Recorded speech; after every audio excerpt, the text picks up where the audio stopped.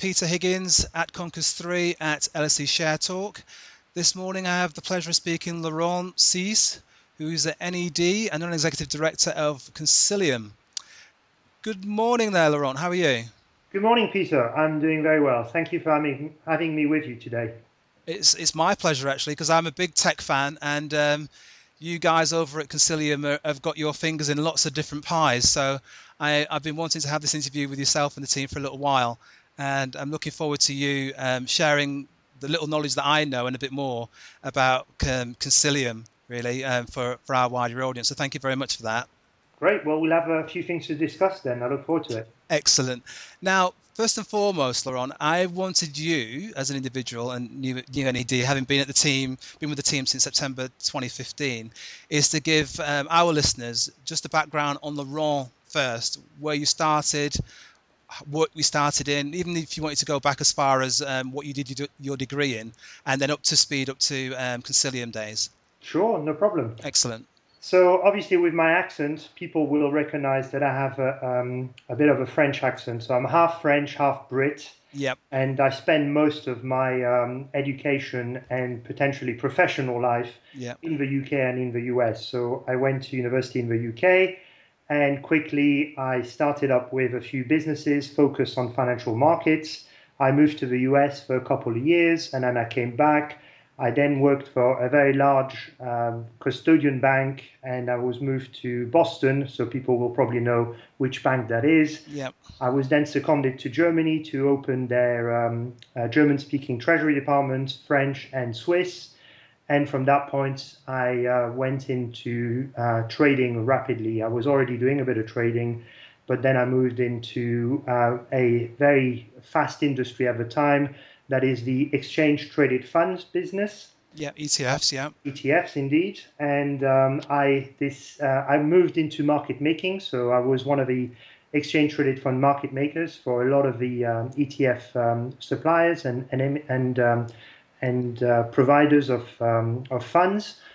We had a very big success back in 98 and 99. That was when these ETF were coming into Europe.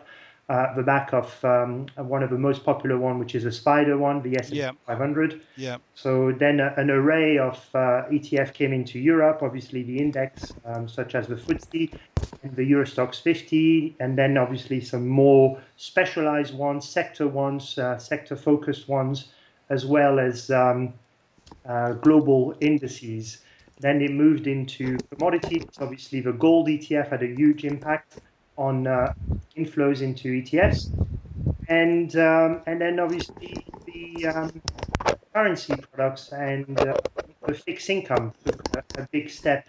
And today people talk more about fixed income ETFs than potentially any other asset classes. So I've been involved in the ETFs market for the better of 15 years. I've been a market maker. I set up two market making businesses in the UK. And they were sold on, one of them at least, and the other one is now a very successful market maker. And back in 2013, I was finishing a very big ETF project with another market maker, and I was very curious about Bitcoin. And one of the things we were discussing is how could we integrate digital currencies into ETFs. So I started looking at Bitcoin. And then this is at a time where Bitcoin starting its massive rally. And so I ended up creating a few e-wallets, as one does, and then starting trading on a couple of exchanges and realizing, the potential it had, obviously with coupled with quite a lot of risk behind it. So people are still very wary of Bitcoin today. And this is where I started moving slowly into the technology that underpins effectively Bitcoin and what that technology can do in the financial market. So I started getting involved with big banks that were starting to look at blockchain, and then I got involved with partners that wanted to start a premise on a concept of working and a proof of concept and a proof of work into that environment, and I ended up as a result getting involved with Coinsilium at that early stage.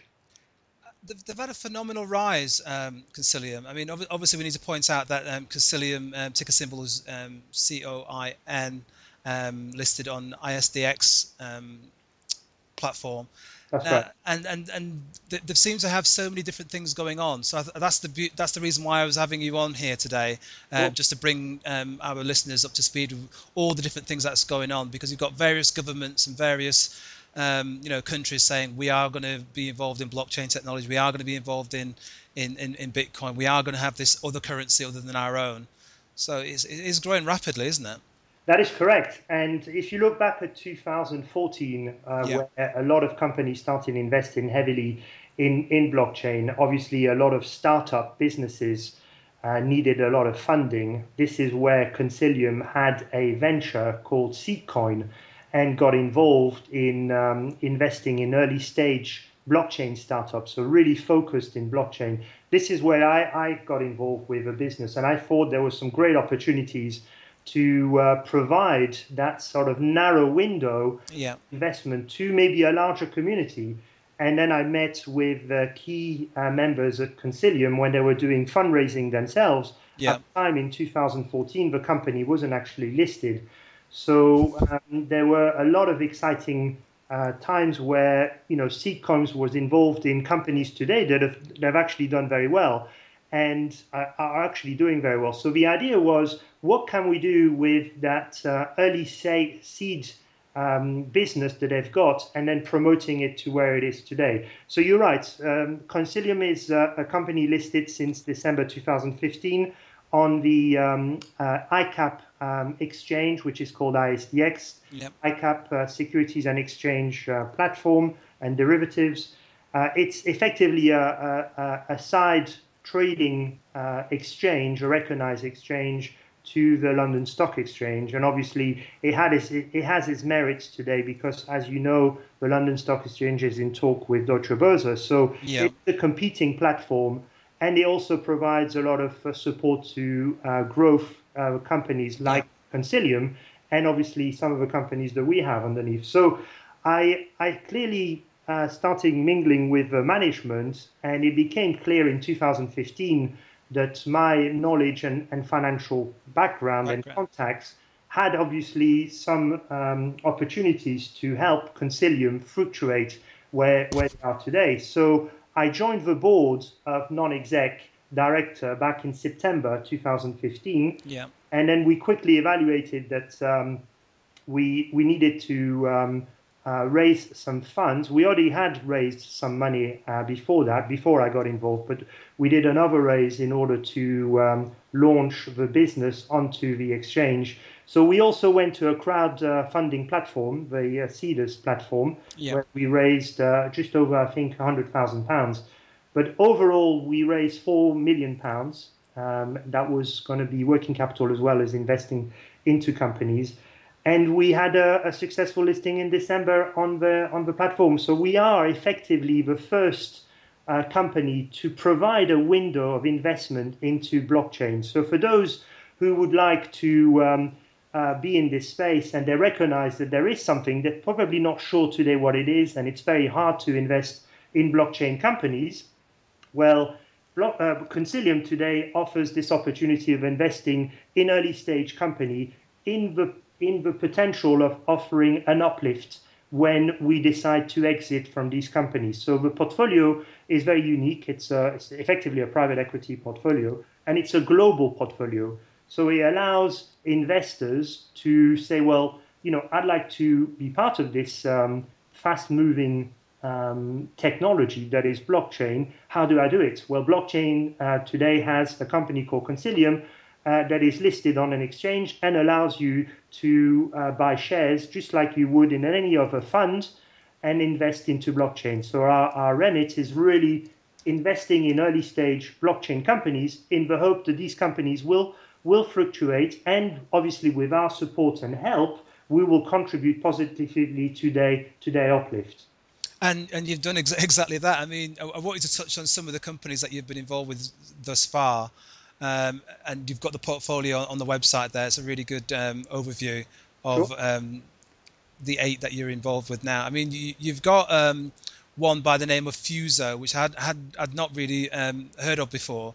But it's obviously it's talking about the unbanked and the underbanked in the developing world. Now that's a massive sort of scope you've got there to develop that sort of technology there. Indeed, yes. So Fuso is an interesting company. This is one of our early stage investments that we made. It used to be called BitSim, so Right. Okay. they wanted to move away from the word bit. Fuso obviously probably reflected a little bit more. It's an Australian company, and it's involved in obviously the largest scale of industry into what we call wallets, e-wallets. Yeah. So what they do is they enable blockchain on a mobile phone. So effectively adding a layer onto your SIM and obviously targeting the world with the approximately 2.5 billion unbanked and underbanked consumer. And so obviously looking at Africa and potentially also Latin America, where people would necessarily not have a bank account, but certainly have a mobile phone. Yes. And obviously, with the use of a mobile phone, it would allow them to be able to top up effectively, just like you would with your own purse, some money onto their phone and being able to transact. And obviously, using blockchain as the underlying technology to make this transaction today. So, whatever currency they want to use, so let's call it digital currency, Yeah. maybe Bitcoin, but it can be any other type of currencies that you may want to use digitally, which allow someone who doesn't have a bank account holding potentially some cash, Yeah. transforming that cash into a digital asset, and with their phone being able to transfer money to whoever they need to that may actually have some use behind it. Now, what I found very clever about this is that it's headed by Leon Gerard Vandenberg, and he's got this, he co-created Navy Cash, which is the US Navy's onboard mobile cash payment. So it's already been proof of concept's already done there, isn't it? Am I right in saying that? I believe It's been it has. adopted. Yes, I believe a proof of concept has already been in place Yeah. with that segment. Yeah. But what he wanted to do is obviously extend it to a much larger segment. So obviously Yeah. using the proof of concept that he's done, Yeah. obviously with a bit more funds behind, Yeah.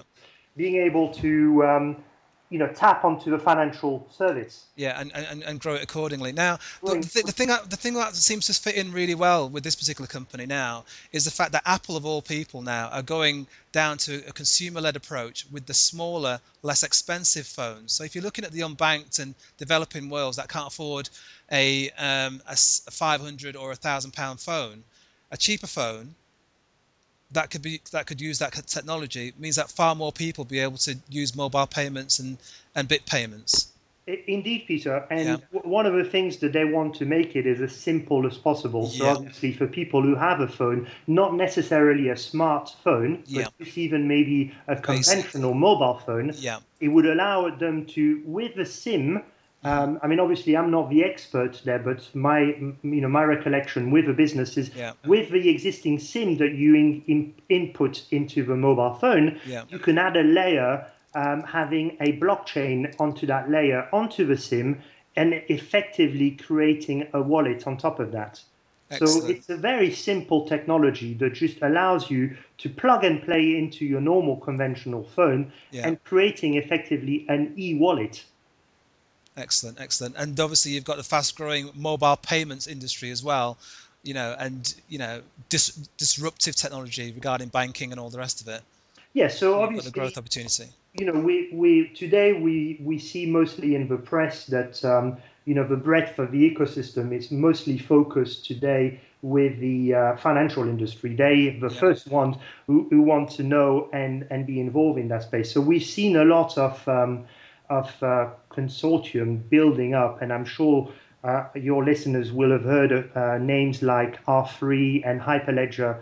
There are really a consortium of banks and other financial companies Yeah. creating these environments for a breadth of the ecosystem in order to try and create some proof of concept Yeah.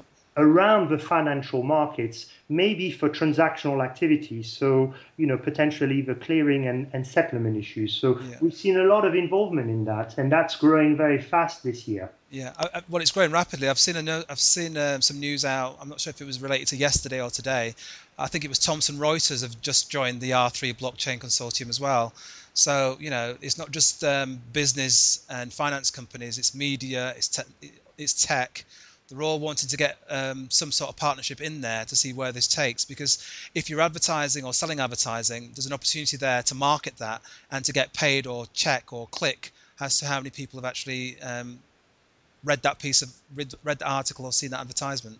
Indeed, Peter, and it's a very good point that you raised, because obviously now with these consortium, a lot of companies are starting to become members of these consortium, because they're not cheap, let's say, to become a member. And this is where Coinsilium obviously is trying to stay on the forefront. We also offer a consultancy, and in one of our aspects is to provide support and consultancy work with some of the companies that are wanting to create a proof of concept or a proof of work around it.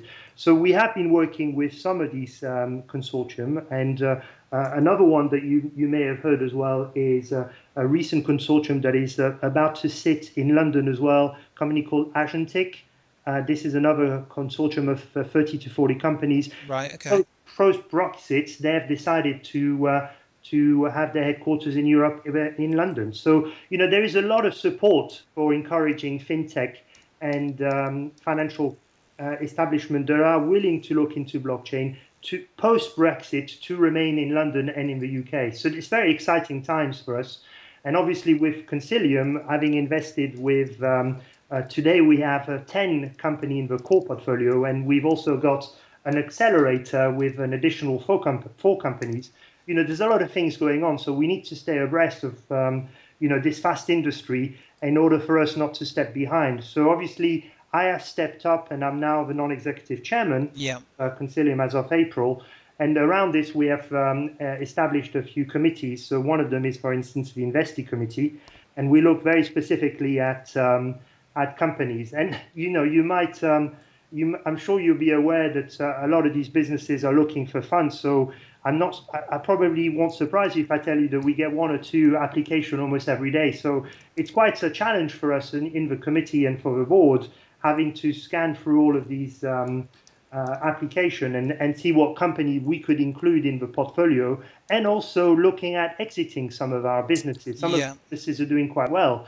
And one or two I'd like to discuss is a company called Factum or SatoshiPay. Yeah, we can talk about those, definitely. I wanted to just touch on the fact that also that you've got UNICEF now looking for to grow that, so they can aid their work that they do globally. So it's not just about companies looking to make money, it's about well-being of the global population as well. Indeed, and it's interesting that you mentioned UNICEF, because in the accelerator program that we conducted this year, we invested into 4 companies through our accelerator. Yeah. So just for the purpose of your viewers, an accelerator is effectively a company that comes in and helps, early stage companies wishing to establish themselves, and then getting some support. So whether it could be back office, even using your offices, legal, and the human resources. So Coinsilium has obviously provided a lot of support and help with these 4 early stage companies. One of them is specifically focused with the charity, and is helping a lot of the charities today. And I believe that they've also have some contacts with UNICEF in order to provide an established blockchain proof of work, in order to help, for instance, someone who wished to fund a charity or help with some charity, knowing where that money is going. Because we all know today that one of the issues we have with charity is, do we believe that the money is going to the people that need it at most? Exactly. And this is a big challenge. And one of the companies that we've invested in this year specifically looks at these challenges. Sorry, Laurent. Which company is that one? Sorry. This is one of our accelerator program company called Help a Bit. Right. I'm not aware of that one. Okay. Yeah, so it's a brand new one, so you won't see it's a very early stage. It's an Italian company, And its main concept is to provide through blockchain the opportunity of tracking effectively, because that's what blockchain is. It's a distributed ledger, so effectively a global database of data recorded. And with the blockchain, it allows you then to audit where that money is going and hopefully reaching the people in need when it needs to during a crisis or a big event like an earthquake or something like that. Excellent. That sounds really, really good. I like the idea behind that one, definitely. Now, you mentioned Factum, that you spoke about, another one of the investee companies that Coinsilium have. And basically that one again is leveraging the Bitcoin technology, to find a solution. That's correct, Peter. Yeah, for the applications. Yes. So Factum was one of our early stage investments. It's a US company. As I said, we have a global portfolio. We have a couple of US companies. So Factum has been what I would call one of our gems in the portfolio, if I may use the word. Yeah, of course. I mean, one of the reasons is because it's at more of an advanced stage today. It's generating revenue. It's undergoing at the moment a potential fundraising where it's looking at much higher valuation than where we invested. So obviously Factum is in a much more advanced stage. And, we like the company. Its sector is really application. It provides effectively immutable data laying on the blockchain to create tamper-proof asset and information recording. So effectively what that means to the business is, in simple terms, is if you're looking at, for instance, land registrar, what Factum offers is effectively putting all of the land registry from an inception time into the blockchain, and it allows you to audit all of that information, so you can keep track of who were, for instance, the mortgage people, who were the legal people involved, when the deal was done from A to B. And then obviously, if there's been a chain of buying and selling, we have track records of this. So today, as you may know, in the land registry environment and buying and selling a house, it's not always that easy and can take a lot of time, and you've got to do a lot of surveys, and these surveys cost a lot of money.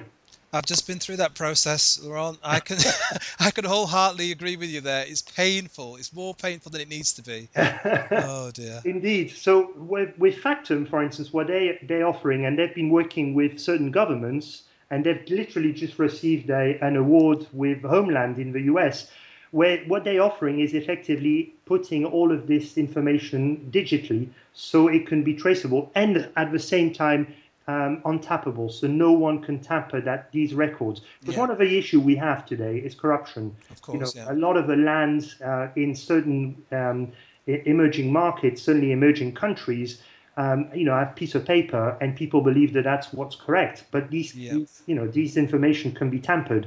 By using a digital distributed ledger, all of this information will be stored and tracked, and no one can tamper it.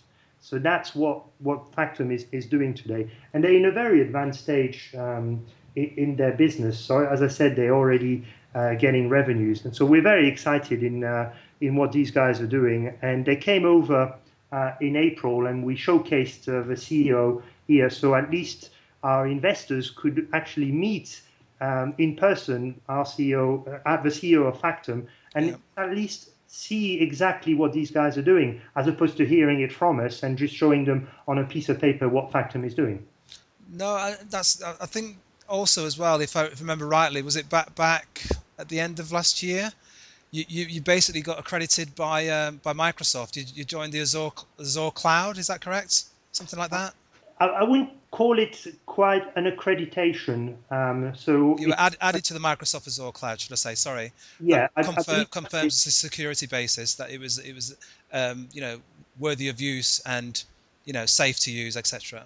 Yes, that's right. Yes, so that was one of the things, but it wasn't really specifically to Coinsilium. It might have been to an investee company. Yeah, to Factum. That's what I'm talking about. Factum. Sorry, to Factum. That is correct. Yeah. I mean, there's been some great news. I mean, recently we actually released an RNS on a great news that Factum just got involved with. They they announced that they stated a collaboration with a company called Smart Contracts. And one of the things that your listeners will have probably heard when they talk about blockchain or heard about blockchain is the potential of having smart contracts as well. And there's a lot of companies building up in this environment. This is another huge fast-moving environment. And they've just collaborated with Factum. So we're very excited with what they're doing and what that can allow the business to grow and hopefully providing value to our shareholders at the end.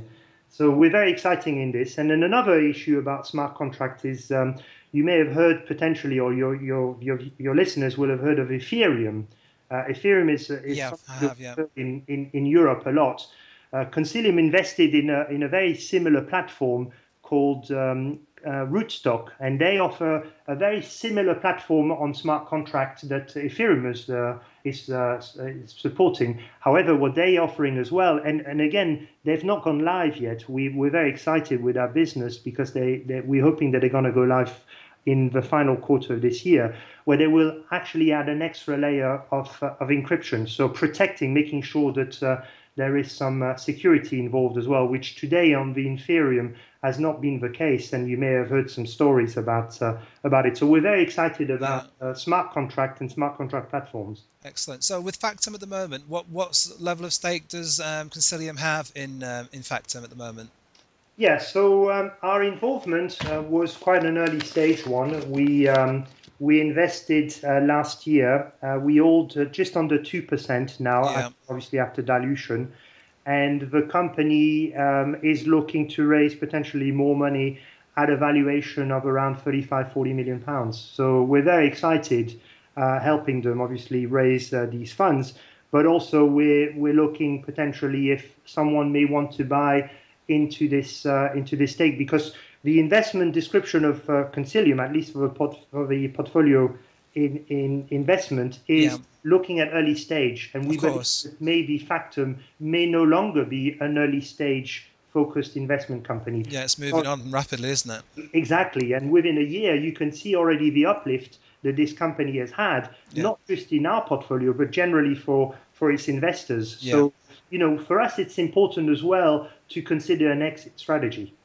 Yeah, I mean, the beauty of what you're doing is that, and given the team that you've put together, including yourself, Laurent, is that you guys have been at the forefront of this technology, so you know the concepts that potentially could be working 4, 5, 10 years from now and could be fantastic national, global companies in that time. So it's great to have a team that's so well versed in what's going on.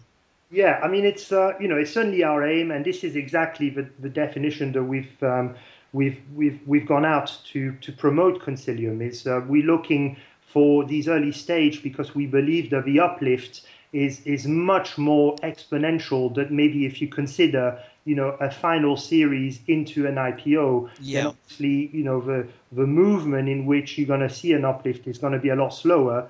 I would say that yes, there is a lot more security. But one of the things that Consilium does is it allows you to have all of the, compliance done for you, so you can invest in certain trust and confidence in the business that we're going out. I mean, we don't guarantee that all of these businesses will survive. And again, the investment description states that these are very early stage and some of them don't survive. But if we look at a company that we have also on the portfolio called SatoshiPay, this is also a very interesting one. This is the involvement of nanopayment technology. I'm sure your listener will have heard of nanopayments. Yes, indeed. What it encompasses. And, we got involved with SatoshiPay as well last year. This is a German company. They're based in Berlin. They've started very small, and today they've got partnerships with Visa, and we're very excited with this deal that they've done because it opens them a lot more doors. The credibility for them to be presented to even bigger shareholders and bigger investors is great for the company, and it's also great for us because we hold a significant stake in that business. And sorry, go ahead. I was going to say that's with regards to Consilium, that's when they came onto my radar, because there's lots of companies, and for a company of the size, of Visa to say, yeah, we like what these guys are doing. Their technology is what we want to check and look at, and we're willing to put our own money into Satoshi Pay. I was like, hello, these guys know what they're talking about. You know, they've been out there and had a look at Satoshi Pay. They've got into Satoshi Pay before Visa have. Are you with me? Sure, And I sure. was like, wow. And that deal, I was like, I had to sit up and start reading then and start to do some research on not only Consilium, but also Satoshi Pay then. Yeah, exactly. So, Fantastic deal. we're very close to the management of Satoshi Pay, and we believe that Meinhard, who is the CEO at Satoshi Pay, has done a great job, getting involved with Visa. I mean, effectively, how all of this started, if I may explain your listeners Yes, please. Yeah. because, it's a really heavyweight business that Visa is today, and Yeah. everyone uses it. So how would a very small fintech company like Satoshi Pay get involved with such a heavy juggernaut in the transaction business? Well, all of this, like I mentioned, blockchain is really all about transaction and how it can monetize the transaction ecosystem into this. And obviously, Visa are very keen, and they've created labs, what's called Visa Labs, looking at innovative companies out there and see what they can do with them, maybe even support them and invest in them. And this is all started back in October, where they had sort of um, a raise of awareness in the business, and they invited all these companies to do a presentation.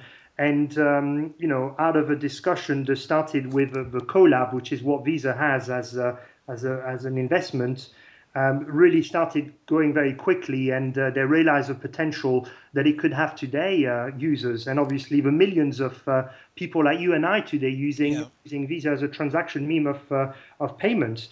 And what they looked at is the fact that it was a fintech, so financial technology, potentially with disruptive scope, and what it could allow them to do. Because let's look at the bottom line. These companies have been there for a long time, and we all have been using Visa in its traditional form. And suddenly, these financial technology firms just come out of nowhere, and in Yeah. a matter of 1 year, they can disrupt Disrupts. Yeah. the whole technology that these big companies have had for the last 10 years with Yeah. potentially monopolistic environments. So Yeah. they're very concerned, and obviously being concerned, you want to know what these guys are doing and Yeah. potentially even working with them.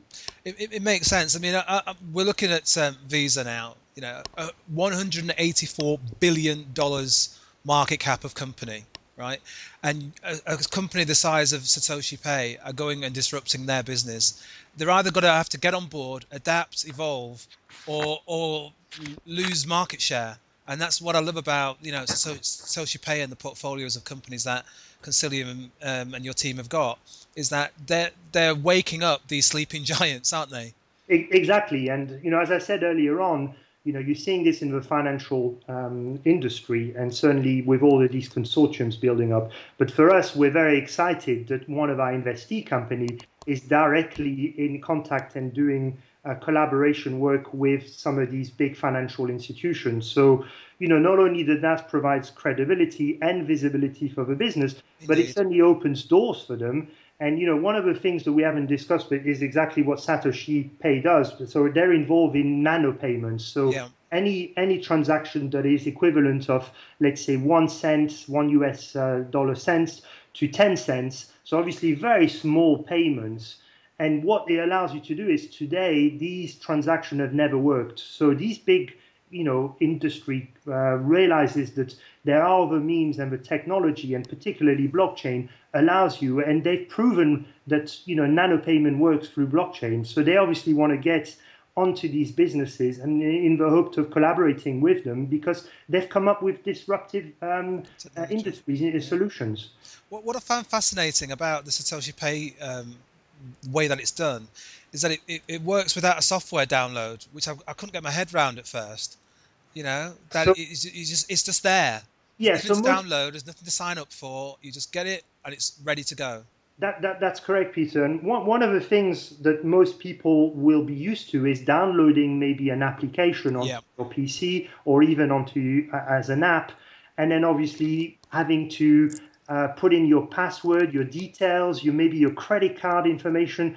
All of this they've been able to put aside, and then it's just literally a web-based GUI that just superimpose onto your PC. And let's just talk about some of the merits of what SatoshiPay are doing. What they're doing is they're going to publishers. And today, our concern is that we don't want to subscribe maybe to a full year or maybe a monthly subscription to a magazine or even a newspaper. So one of the things we'd like to do is just being able to pay. And I know that a lot of your listeners will more than happy be willing to pay for just maybe an article. So these articles can cost anything from 1 penny to maybe 10 pence. And this is exactly what SatoshiPay is allowing users to do by using blockchain and using these nano payments. People can now just pay for an article as opposed to buying the whole subscription. That makes perfect sense. Given what's going on with the media industry right now, the ad tech and advertising industry, that's going to be it's going to be fantastic for SatoshiPay going forward, definitely. Sure. So obviously now they've just realized this collaboration. So they've already had a number of publishers, but just imagine what Visa can do to them and opening doors. So obviously the credibility there using SatoshiPay and being able to partner with Visa's own partners. Great for SatoshiPay going forward. That's fantastic. I mean, you don't get bigger names than Visa, do you, in finance these days? 184 billion. Yeah, so just imagine the users behind that and what that can do. So straight away, and this is another thing that is important to highlight is, I've talked about the proof of concept and what it takes to realize, a proof of concept when they need to get involved and how much money and human resources are involved. Well, SatoshiPay are already beyond that proof of concept. I mean, they're now in the ability to offer, Visa payments to all of their users. This is what's exciting. Very, very exciting. And again, you guys have got what, 14.5% stake in SatoshiPay? Is that right? That's right. Yes. The last champ.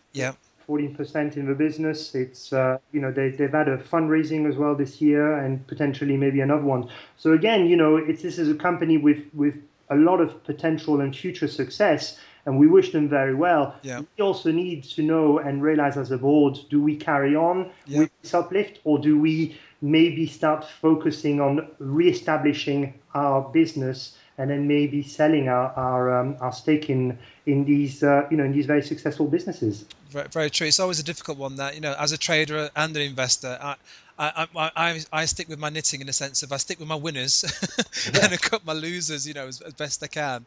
But one of the things is, Pay definitely seems like one of the winners, definitely. Indeed, Peter, and sorry to have interrupted, but one of the things you see is, when do people stop when the business is doing well, or, even in the sports. So this is where we need to realize, and obviously we've got, in the portfolio, some very good businesses that are reaching that level now where we need to make a decision and either carry on with them and obviously participate in their positive performance, or maybe thinking of a venture capitalist or even an angel, and then maybe promoting our stake to them at this point.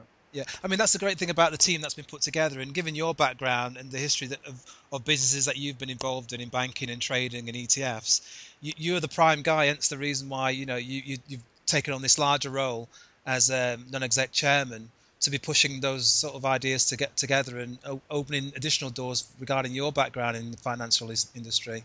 Yeah, so bear in mind that as a chairman, Peter, my job is from both the internal affairs of a company and setting up value and standards. Yes, definitely. It's very important for me to be the speaker of a business and obviously highlighting what Coinsilium does as a whole, but also speaking with the investee companies.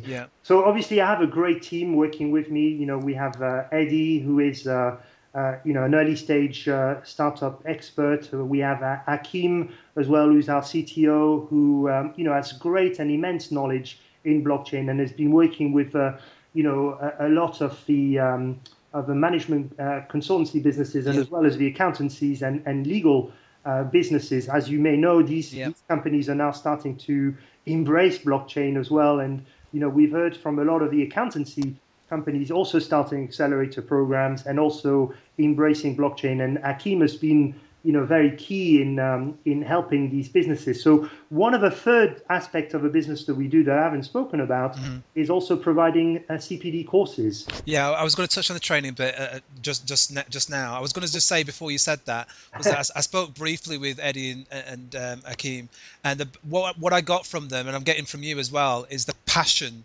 regarding this technology, and how it could just traverse everything that we've done historically regarding finance. We've gone from having a square wheel to a round wheel. We've gone from looking at the sky thinking I wish I could fly, and now we've got this technology that will enable us to just traverse all the stuff we've done before. So I just get that passion from you, Laurent, and I've had it from Eddie and Hakeem as well. Sure, Peter. And honestly, since I got involved in blockchain, this is again from my activity in trading. I see a lot of similarities to what, for instance, the ETF industry has reached today. And again, there's been some news that the ETF industry has reached something like 38 billion US dollar of assets.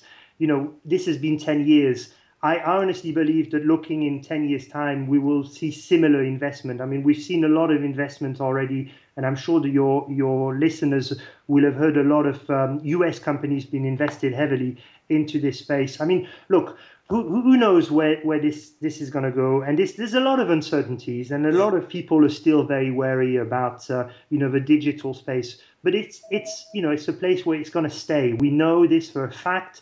People are embracing it. The reason why the financial markets are so keen to be involved in blockchain technology is because themselves they are worried that this could actually erode some of their underlying profits and revenues. So we know that this industry is in the forefront today of the financial markets, and it's gonna, if you look at it, it's gonna go in much broader industries. We're talking, for instance, with the likes of the travel industry at the moment. There is also a lot of work going on there, but the whole industry is exciting, and that's the reason why I'm passionate about this, because I see a lot of promotion going into this, and I'd like to be part of it. And this is what I believe Coinsilium can do, and certainly to our investors and the investor community, this is one thing that you can invest in. And today we are the only company still today having this first to market opportunity to invest in blockchain. Definitely first mover advantage. Now, Laurent, you wanted to touch on the Trading Academy. Now, what I found incredible about this is that obviously there's still industries and companies and government entities that are still not au fait, up to speed with the concepts of Bitcoin and blockchain. So what I found very innovative about Coinsilium and the team was that they've opted to go out and say, right, okay, you're not aware about it? We'll come in and we'll train you guys about it and bring you up to speed, which I found fascinating. Yeah, so Hakeem had some great ideas last year, and this is something that the board encouraged him to promote very quickly. I mean, obviously, Hakeem is very astute into this industry and blockchain, and he has some tremendous knowledge of the industry, the technology, and all of what encompasses the environment that is moving forward. So we thought, well, look, since he has this IP, this intellectual property, why don't we go out to leading institutions and trying to promote what he knows into some courses, and then we'll accreditate them into some CPD courses. And then on top of this, what we'll do is, if a company would like to introduce their employees to blockchain, we will do bespoke courses. We will do tailor-made courses just specifically for their needs. So one of the things that Hakeem has been pushing, and he's in Europe, is going out to legal firms, management accountancies, and accountancy firms, promoting their courses on blockchain. And this has been great. We've had tremendous support on this. This is still an early stage because a lot of people don't know about it, and some of these courses can be quite expensive. But the result that people, the feedback we've had from people, having done these courses has been very encouraging. No, I think I'm looking at it and I'm thinking, the great thing about the portfolio of companies you've put together, the platform you've put together, and the training you've put together, you've almost got a vertical mini industry within Coinsilium. So you're covering, as they say in the UK, you're covering all the bases. Yeah, indeed. I mean, look, we're still a very small company, and we're certainly not on everyone's radar screen. I mean, we listed the business with a valuation of around £4 million. We're on ISDX. A lot of people don't know what ISDX is today still. Yeah, So obviously we're still trying to promote ourselves into this, very fast-moving environment. But at the same time, a lot of concerns. There's been a lot of negative press as well about it. Certainly focus on Bitcoin, I'll have to say. But yeah, there's been a lot of issues. So we're not always getting it right, yeah, and I'll be the first one to admit it. I mean, we're still in a very big learning curve. But one other thing is we know that within our portfolio, and certainly the companies that we invest in, there are some very successful businesses out there, and we're trying to help them in the way, certainly with my expertise and my experience I've had in the financial markets, if I can help these people, because these guys are entrepreneurs and yes, they've got indeed. a lot of things to offer. They might not be great at running a businesses, so that's the reason why Consilium also helps, Yeah, provide that hand-holding, mechanism, so that a business not only don't they have to worry too much about the business themselves, but at the same time carry on in this fast industry, and that's what Consilium is trying to do. no, I think it's brilliant. I mean, the American listeners that we have will be aware of Shark Tank, and the UK ones will be aware of Dragon's Den.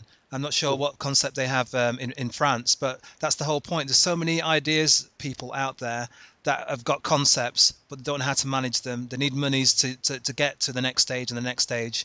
But if they've got serious business veterans that know how to run businesses, helping them and holding their hand, they've got more chance of being successful and being of a greater success, which is what Consilium, as you've reiterated and articulated so well, that's exactly what they're doing. Yeah. Exactly, Peter. And So, you've raised a very good one with the Dragon's Den. I mean, this is exactly what we do for these early stage blockchain companies, and we trying to help them. We try and even provide them office space if we can. The legal and the back office help is immense to them, because yeah. it gives them this great support and uplift, and also security. Yes. They can think within the next 6 months, they've got a sound business and they can deliver their product, because a lot of these companies are still trying to deliver a product. Yeah. Yeah. So it can deliver their product and then also be, still in a healthy situation. Yeah, I mean, the analogy I would use is that I look now and I mentor and coach students a lot of the time, and they've got ideas. And it's a case of they're distracted by the fact they've got all these other finance issues, and they've got to borrow money, and they've got loans, and they've got these ideas, and they're going to graduate in the next 6 months, and they're like, I've got all this other stuff going on, I can't focus. So if you've got an investee company and their sole focus at the moment is getting this idea and this concept live, working, it means that they can just get things done so much quicker rather than dealing with certain bits of red tape or bits of bureaucracy or payments to do with the accommodation that they're living in. You know what I mean? Absolutely, So Peter. that's brilliant. So And sorry, go on. sorry, you hit the nail on the head very nicely there by using the word red tape, because Yeah, the things we see is obviously the UK market embraces early stage companies, and we've seen this with regulators and the UK government. And we're very excited also that post Brexit, London will still remain, the UK will still remain the financial tech hub for all of these entrepreneur businesses. yeah, definitely. I wanted to touch the fact that, given the fact the Visa deal with Satoshi has garnered a lot of attention. I envisage going forward that when you either reduce a stake in one of your investee companies or you exit one of your stakes, and the multiples you've gained on garnered on that'll be the next big pop where people go, oh, Consilium have just exited that company, that private equity company Consilium have exited that company at times multiples of that. So yeah, I envisage great things going forward for you in the team, Laurent. Thank you, Peter. I mean, this is a big dilemma to the board today. Do we stick with these companies, or do we try and find an exit? Yeah, And one of the things is we need to consider, because this is the investment objective of the yeah. fund. We need to consider at some point divestment. Yeah, the divestment side is never easy. You know, some people take the Buffett methodology where they just stay in there for 40, 50 years, and some people are in and out within 6 to 7 months. So it's always a difficult one. But you've got a great team there, and that's where people sit down and democratically could make that decision, can't they? Indeed, and it's my job as the chair to make sure that our thoughts and objective are aligned. And obviously, as I said, we have a great team there, and it's very now lean together. We've had some ups and downs, but we're Of very, course. again, we're a very young company. We've only listed in December, so we've Yeah. got 7 months. And some of these early stage companies are still, like as I said, trying to deliver a product. So sometimes our investors have to be patient, and we have said this is a long-term opportunity to invest in blockchain. But at the same time, we are considering some of our investees Yeah. as investment. But like you said, this is not an easy one to consider. No, it's not. But looking ahead, I think it's great that you've got all these companies and entrepreneurs and inventors in certain cases knocking on the door of Consilium, because I see you guys as the lead private equity company out there regarding the technology that they're embracing. Exactly, and we hope that your listeners will think the same as well. In due course. Of course. Now, Laurent, I've covered all my questions. I really appreciate you coming forward to have this conversation with me on the behalf of the Consilium team. I'm looking forward to speaking with you guys again, and hopefully at some point where we do a show of some sort. I'd love to have you and the team present if that's possible. I look forward to it, Peter. It's been a pleasure. Thank you very much. Okay, that was Laurent Kssis of Consilium, ticker symbol COIN on ISDX. Laurent, thank you ever so much, sir, and take care and God bless. Thank you, Peter. Goodbye for now. Bye.